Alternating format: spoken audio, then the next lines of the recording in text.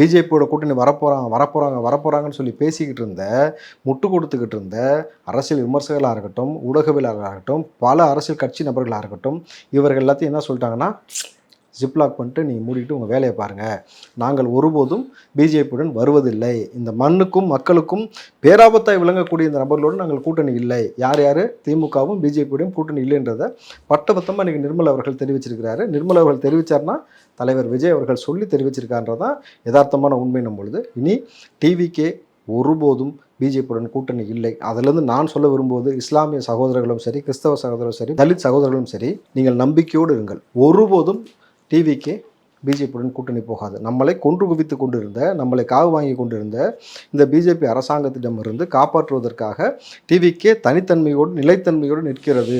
இவர்கள் எதிரி என்பதை ஊர்ஜிதமாக சொல்லிவிட்டு ஒரே விஷயமா தீர்க்கமாக நிற்கிறோம் பொழுது, இனி முக்தார் போன்ற முட்டாள்கள் எல்லாம் யாரை பற்றியும் பேச முடியாது. நல்லது, உரிமையில பேசணும். நிச்சயமா சார், முட்டாள்ன்றது உரிமை கிடையாது சார். ஆனால் நான் தெளிவாக சொல்கிறேன், எதுக்காக நான் அதை பதிவு பண்ணுறேன்னாக்கா, மன்சூர் அவர்கள்ன்றது, மன்சூர் மௌலவின்றவர் மிகப்பெரிய இமாம். அவர் இஸ்லாமியர்களுக்காகவே வாழ்ந்து, இஸ்லாமியர் மக்களுக்காக மண்ணுக்காக வாழ்ந்துகிட்டு இருக்க ஒரு நபர் விஜய் அவர்களோடு இஃப்தார் நிகழ்ச்சியில் கலந்து கொண்டார் என்பதற்காக அவரை தன்னோட சேட்டலைட் சேனலுக்கு வர வச்சு நான் மன்சூர் அவர்கிட்ட நேரில் பேசினேன். ஏதோ ஃபோனில் பேசினேன், நேரில் பேசும்போது அவர் சொன்னது நிறைய அவன் மாற்றி கட் பண்ணி எடிட் பண்ணி போட்டிருக்காப்ல.